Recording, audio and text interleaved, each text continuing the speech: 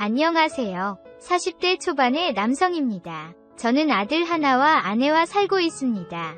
아내와는 연애 결혼을 했고 연애 때와 신혼 초반에는 금슬이 너무나도 좋았습니다. 아내와 저는 밤의 궁합도 잘 맞았고 아이가 어느 정도 클 때까지만 해도 일주일에 2-3번은 아내를 안을 정도였습니다.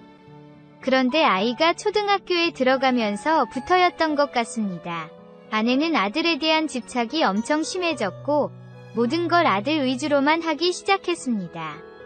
제 순서는 항상 꼴찌였고 처음에는 아들에게 애정을 갖고 그러니 서운해도 참았습니다. 하지만 날이 갈수록 심해지더니 나중에는 저에게 안기는 것도 거부를 했습니다. 리스가 된 지 벌써 5년이 넘어가고 있습니다. 저도 풀고 싶을 때가 있는데 그때마다 거부를 하니 이건 정말 사람 사는 게 아니었습니다. 혼자서 위로를 하는 것도 한두 번이지 참고 참다가 아내에게 요구를 하면 동물 보는 양 저를 보았습니다. 아이가 커서 들을 수 있다며 이제 아이 아빠와 엄마로 살자고 했습니다. 제가 이렇게 거부를 하면 돈으로 풀고 오겠다고 윽박지르기도 해봤는데 아내는 그럴 수 있으면 그러라고 하면서 시큰둥했습니다. 저는 그렇게 큰 소리를 쳤지만 솔직히 돈을 주거나 아니면 따로 바람을 필 수도 없는 입장이었습니다.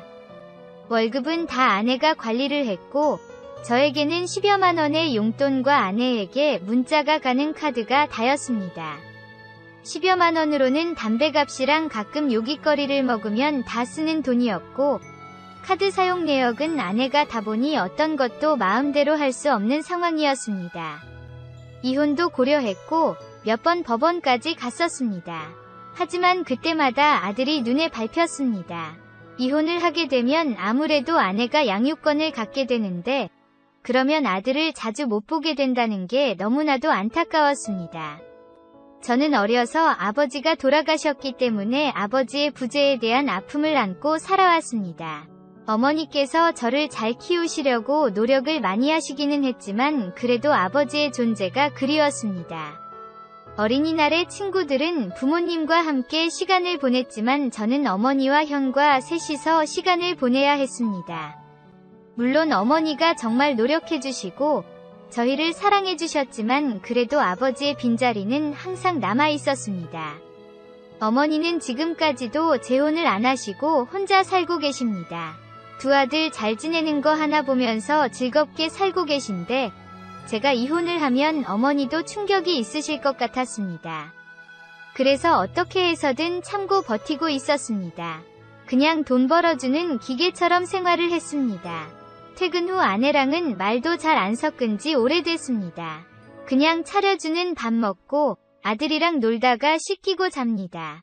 아내와 한 침대에서 등 돌리고 자는 경우는 그래도 나은 편입니다.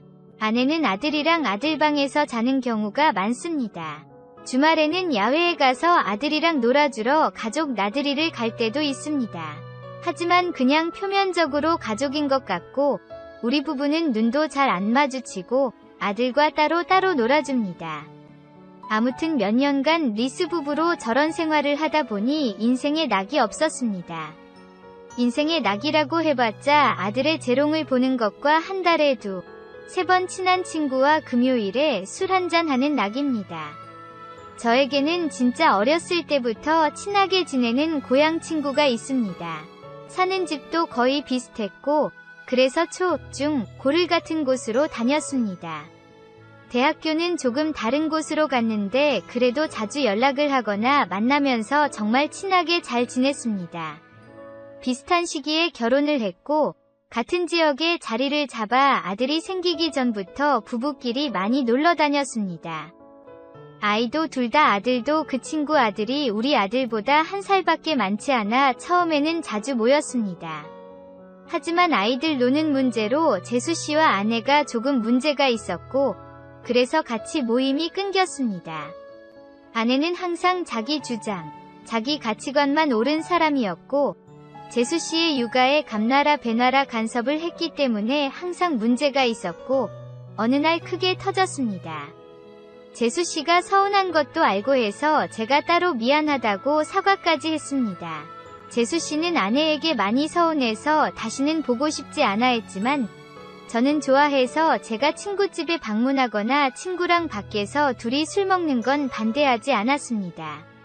아내는 저에게 그다지 관심이 없었기 때문에 제가 가끔 친구랑 밖에서 술을 마시고 늦게 들어오는 걸로는 문제 삼지 않았습니다. 아니, 오히려 더 좋아하는 것 같았습니다. 저를 안 챙겨도 되니깐요. 그 이후로 저의 유일한 낙은 친구와 함께 술 한잔 먹는 것이었습니다. 처음에는 삼겹살 집도 가고 족발집도 가고 이곳저곳을 다녔습니다. 그러다 한 호프집을 알게 되었는데 사람도 많이 없고 조용해서 항상 2차는 그곳에서 하게 되었습니다. 특히 골뱅이 무침이 맛있었는데 저는 워낙 골뱅이 무침을 좋아해서 아내에게 몇 번 해달라고 배달시켜 먹자고 해도 아내는 결혼 후 한 번도 해주거나 시켜준 적이 없습니다. 사장님은 제가 어렸을 때 먹었던 딱 그 맛으로 해주어서 어느새 단골이 되었습니다. 사장님은 같은 40대로 보이기는 했는데 저보다 나이는 좀 더 많은 것 같았습니다.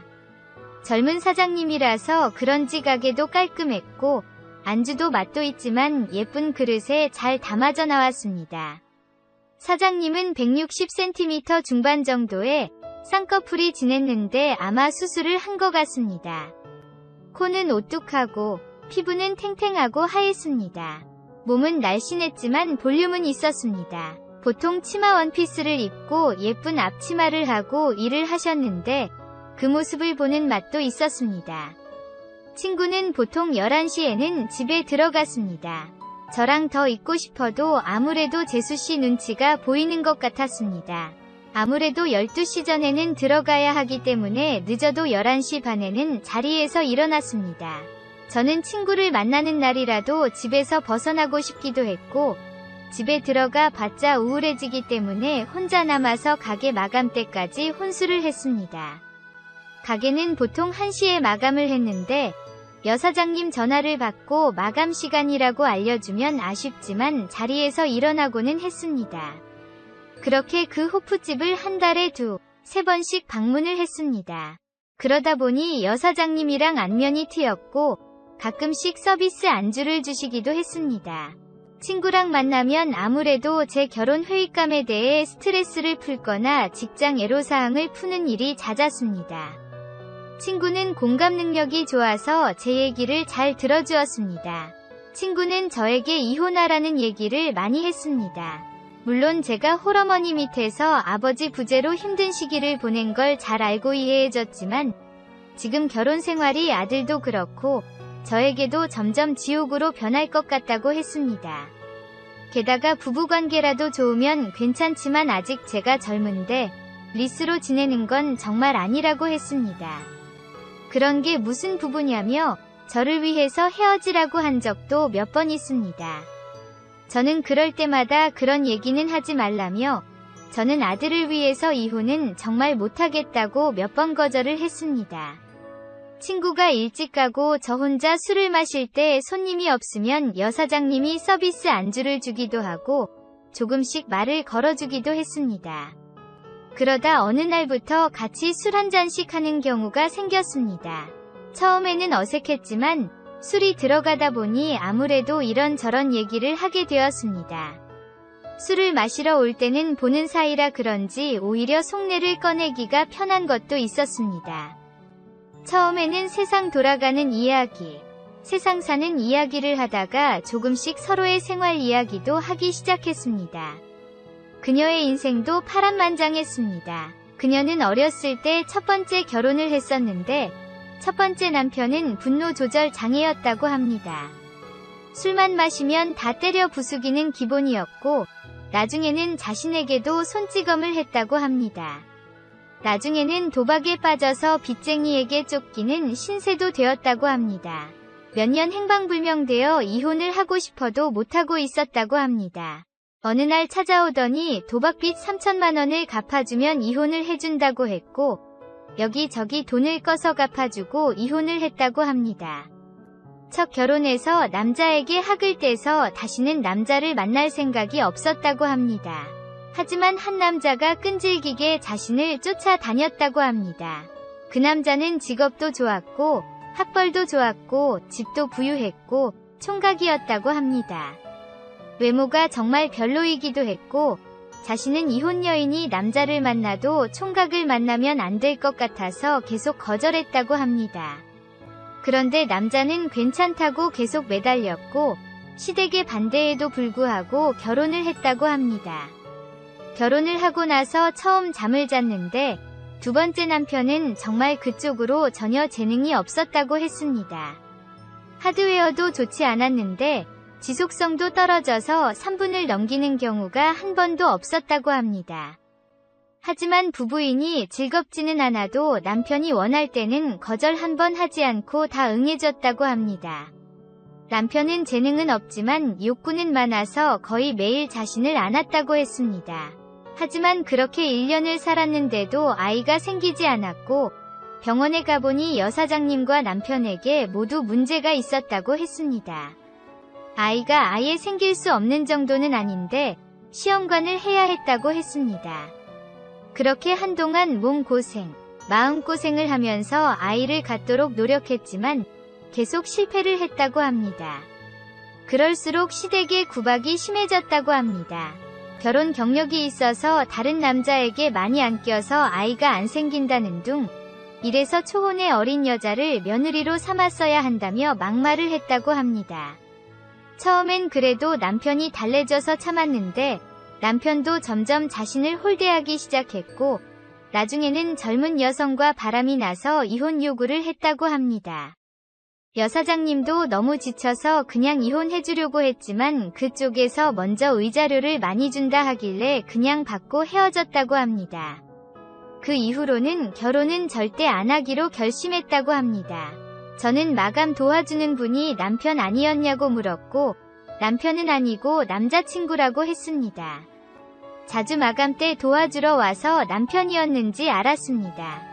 저도 결혼 생활에 아픔이 있는지라 그녀의 말에 공감을 했고 그녀도 제 결혼 생활에 많이 공감을 해줬습니다.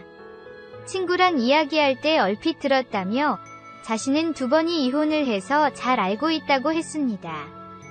남들이 생각하기에 이혼이 정말 쉽지만 당사자들에게는 매우 힘든 일이라고 했습니다. 물론 전 남편들과 이혼을 한 게 정말 잘한 일이라고 생각하지만 이혼녀로 사는 것도 쉽지 않다고 했습니다. 게다가 자신도 이혼 가정에서 살았는데 그게 너무나도 컸다고 합니다.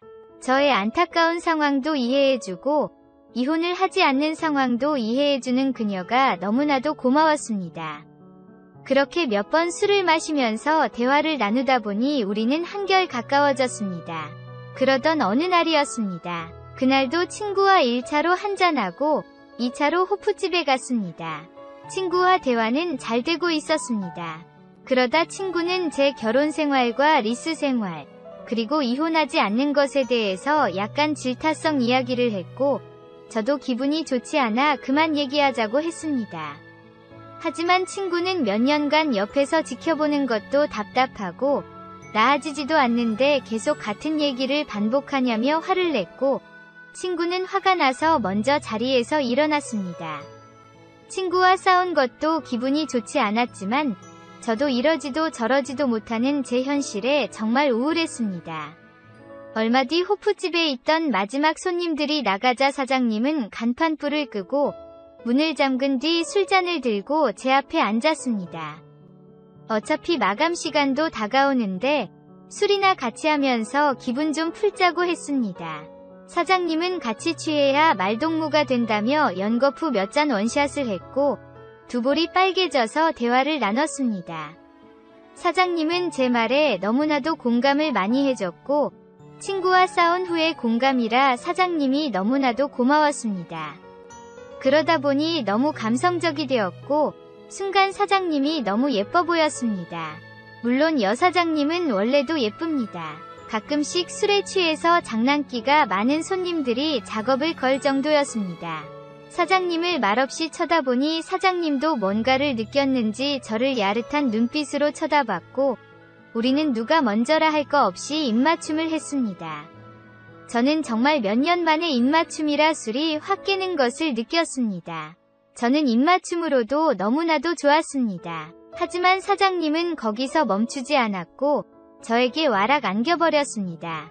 당혹스러운 상황에 잠깐 망설이기는 했지만 참기에는 사장님은 너무나도 예뻤고 저도 정말 오래 굶주려 있었습니다. 저는 그렇게 사장님을 뜨겁게 안았습니다. 사장님도 제가 좋은지 연신 소리를 질러댔습니다. 그렇게 한참을 안고 있는데 사장님에게 전화가 왔고 안고 있는 상태로 사장님은 전화를 받았습니다.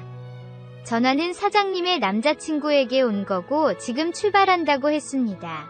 저는 남자친구에게 들키면 안 되니 그만 안을까 물어봤고 사장님은 전화 오면 30분쯤 걸린다고 하던 거 마주하자고 했습니다.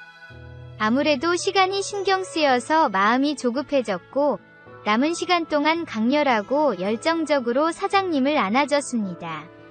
사장님은 너무나 만족해했고 저도 너무나도 만족했습니다. 사장님과 조금 더 대화를 하고 싶었지만 남자친구가 오기 전에 나서야 해서 저는 부랴부랴 호프집을 빠져나왔습니다. 집으로 돌아오는데 정말 너무나도 좋았습니다. 오늘 다시 제 삶이 시작되었다는 느낌이 들었습니다. 집으로 돌아왔는데도 기분이 좋았습니다. 집에 도착하자마자 우울한 적이 많았는데 몸도 기분도 풀었더니 스트레스가 싹 가셨습니다. 정말 살아있는 느낌을 받았습니다. 주말 동안 집에 있는데 계속 사장님과의 일만 생각이 났습니다. 그래서 참지 못하고 월요일 퇴근 후 가게로 바로 갔는데 가게 휴일이었습니다. 너무나 안타까웠지만 발길을 돌릴 수밖에 없었습니다. 월요일에는 너무 마음이 앞섰는데 금요일에 아는 후 너무 대놓고 다가가면 여사장님이 부담스러워할 수도 있을 것 같아서 평소처럼 금요일까지 기다렸습니다. 금요일 친구랑 만나서 1차를 하면서 그날 다퉜던 것을 좀 풀었습니다. 자기가 제 입장이 된 것도 아닌데 3자 입장에서만 바라봤다며 미안하다고 했고 우리는 술 한 잔으로 화해를 했습니다. 2차를 가자는 거 그날은 일찍 들어가겠다고 거짓말을 하고 혼자서 호프집으로 향했습니다. 호프집에는 사람이 많았고 사장님은 저를 보자마자 너무 반가운 표정을 지었지만 다른 손님들 때문에 대놓고 저에게 말을 걸지는 못했습니다. 10시쯤 한 무리가 왔는데 충분히 받을 수 있는 시간이었는데 오늘은 일이 있어 빨리 마감을 해야 할 것 같다며 죄송하지만 다음에 와달라고 했습니다. 마지막 손님이 나가자 사장님은 또 간판불을 끄고 문을 잠궜습니다. 그리고 나서 바로 저에게 달려들어서 입을 맞추며 이 시간만을 기다렸다고 했습니다. 자신도 그날 좋았다며 저는 어땠냐고 물어봤고 저도 너무 좋아서 사실 월요일도 다녀갔다고 말했습니다. 그녀는 제 말에 신이 난 듯 저에게 뽀뽀를 퍼부었습니다. 그녀도 저를 기다렸다니 좋기는 했지만 그녀의 남자친구가 혹시 들이닥칠까 걱정이 됐습니다. 그녀는 제가 오늘 오자마자 남자친구에게 연락을 해서 간만에 친구와 만나기로 했다고 오늘 오지 말라고 했다며 편하게 마음 가져도 된다고 했습니다. 그 소리를 듣자 저는 흥분할 수밖에 없었습니다. 그날은 천천히 즐기기로 했습니다. 그녀의 가게에는 따로 샤워 시절이 없었습니다. 하는 수 없이 물티슈로 구석구석 닦고 테이블을 깨끗이 닦은 후 자리를 마련했습니다. 다행히 그녀가 담요를 가지고 있어서 간이로나마 베드를 만들 수 있었습니다. 첫날 밤은 급하게 본 게임만 했지만 그날은 천천히 즐겼습니다. 서로의 기분이 좋아지도록 마우스 서비스를 해주었습니다. 그녀는 저의 서비스를 느낄 때마다 너무나 만족하며 애틋한 소리를 냈습니다. 그녀는 만족한 듯 했고 저에게도 서비스를 해주었습니다. 정말 몇 년 만에 받아보는 서비스에 천국에 도착한 줄 알았습니다. 우리는 서로의 서비스에 만족하고 서로를 안았습니다. 시간에 쫓기지 않으니 천천히 그리고 부드럽게 그녀를 안아주었습니다. 제가 부드럽게 안아줄 때는 부드러운 소리를 격렬하게 안아줄 때는 격렬하게 소리를 냈습니다. 첫날 밤도 만족했지만 둘째 날 밤은 더욱 더 만족스러웠습니다. 팔베개를 하고 누웠고 그녀는 저에게 안겨 저의 능력을 칭찬해 주었습니다. 저도 그녀의 서비스 스킬을 칭찬해 주었습니다. 우리는 정말 궁합이 잘 맞았습니다. 그날 이후로 매주 금요일은 아니지만 그녀가 적당한 핑계를 대서 남자친구가 마감을 도와주러 오지 않는 날이거나 마지막 손님이 일찍 귀가해서 남자친구가 올 때까지 시간이 넉넉한 경우에는 서로를 안고 있습니다. 그녀도 제 사정을 잘 알기 때문에 이혼을 하고 자신과 사귀자거나 그런 이야기는 하지 않습니다. 그녀도 저는 가끔씩 즐기는 간식이라고 생각하고 남자친구는 여전히 만나고 있는 것 같습니다. 우리는 서로의 생활에는 터치하지 않고 즐길 수 있을 때 즐기려고 하고 있습니다. 그녀를 안는 것 자체도 너무 좋지만 호프집에서 안으니 돈이 들지도 않고 너무 좋습니다. 용돈도 넉넉하지 않아서 다른 여자를 절대 만날 수 없다고 생각했는데 돈 없이도 여자를, 게다가 아름다운 그녀를 안을 수 있어서 너무나도 좋습니다. 다행히 아내가 친구랑 만나서 마시는 술값 갖고는 뭐라 하지 않기 때문에 술값 정도는 쓰고 있습니다. 처음에 아내가 저에게 무관심한 것이 너무나도 싫었는데 그로 인해 이렇게 아름다운 여사장님을 안을 수 있으니 전화위복이 된 것 같습니다. 사장님 가게가 그럭저럭 잘 되고 있기 때문에 사장님 가게가 망하지 않는 한, 사장님 마음이 변하지 않는 한 금요일마다 호프집에 들러서 한 잔도 하고 기회가 되면 사장님도 안을 예정입니다. 친구는 요즘 제 얼굴이 피었다며 무슨 좋은 일이 있냐고 물어보기도 합니다. 친구한테 자랑을 하고 싶지만 친구 성격상 내용을 알게 되면 호프집에 같이 가지 않을 것 같습니다. 친구랑 있을 때던 아니면 혼자 있을 때 다른 손님이 있을 때도 여사장님은 대놓고 하지는 않지만 은근히 저에게 신호를 보내기도 합니다. 그럴 때는 왠지 비밀 연애를 하는 것 같아서 너무나도 좋습니다. 우리는 여전히 궁합이 너무나도 잘 맞습니다. 오래도록 궁합도 잘 맞고 여사장님 남자친구에게 걸리지도 않고 아내도 눈치 못 채게 잘 만나고 싶습니다. 우리들의 예쁜 사랑 응원해주세요. 감사합니다.